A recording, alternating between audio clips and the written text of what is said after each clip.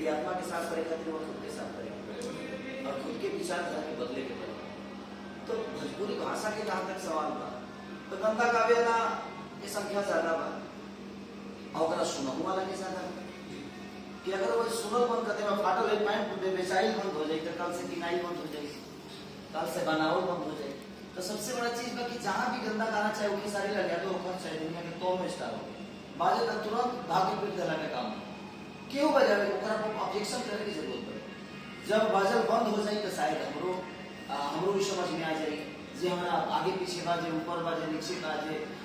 जहाँ बाजे सबके समझ में आ जाए तो वो बहुत जरूरी है। अभी वर्षों जी यहाँ पे माननीय खेसारी लाल यादव जी के द्वारा कि अगर जहां भी देखी केहू पीठ दी अगर देवगंदा गीत गाओ तो के तरह सोची तब हमारे बात बा कितना सुंदर बात बा कि भोजपुरी के अगर बचावे के होके सबके एकजुट होके संगठित होके अपना भोजपुरी माई की बात करे के पड़ी। सोची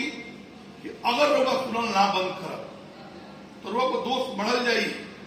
ऐसे कि भिमुच रोवे आई स्पष्ट आई करनी है कि जहां भी गंदा गीत बाजे पूरा विरोध कर रहे हैं। अगर विरोध करब तो काल बाजल बंद हो कुछ चीज बताओ जाए कि ऐसा हमने नहीं जा कर सकत ऐसा गीत समाज में दिया जाओ जौना गीत से एगो नया समाज के परिकल्पना होके और कोनो बबुआ कोनो बहिन कलम निकाल के लिखे कि ये हमार भोजपुरी है एकरा के सुनब क्या तो कोनो बीमारी भी दूर हो सकेला, मस्तिष्क में जौन एगो ज्वार भाटा पैदा होला बंद हो सकेला। सबसे बड़ी देख बात बताओ शिक्षक के बहुत बड़ा महत्व होला हर आदमी के हर जितना भी हमारे पढ़े वाला लोग तो विद्यार्थी के ऊपर शिक्षक के बहुत बड़ा महत्व होला। आज के डेट में उसको स्कूली लिखे बनल जो उनकी वेद पढ़ा सके। हर आदमी अंग्रेजी पढ़ाता है, हर आदमी अलग भाषा के चीज के ज्यादा बढ़ावा देता है। ऐसा लिखे जी हिंदी भाषा में चाहे बाकी जगह वल्गरिटी नहीं है हमने के समझ में नहीं क्या होते हमने के वल्गर नहीं खेला लेकिन जरा समझ में आओ तो वल्गर बा बसरते हमने के माता बहन बेटी भी देखी ले जाए हमने के जाए सब गाड़ी सुनने खातिर पैसा दिए ले जाए लेकिन वो उतने देर तक सीमित रहे। आज हम कई सारा यूट्यूब पर देखनी है रामायण महाभारत के गायक कि केहू वो व्यास की माई से लेके बहन से लेके उधर बाबूजी मुआला बाप तक के लिए गुरु गरिया देता तो ये बताए कि जब समाज में अखंड कीर्तन करौले बनी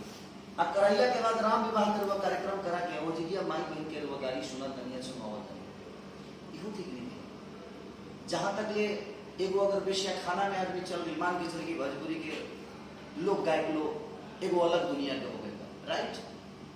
लेकिन जहां आस्था बा जहां राम की चर्चा होता जहां कृष्ण की चर्चा होता जहां महाभारत की चर्चा होता जहां वेद की बात होता आ वो जगह पर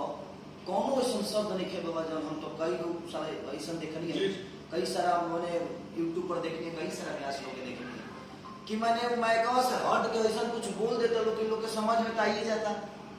थोड़ा सा माइकवा से हटा तो इतना तक माइक पर गरियावल शुरू हो गया तो ये बहुत थोड़ा सा दुखद बात इसलिए हम वही विधा से आई बने रामायण महाभारत के विधा से आई बने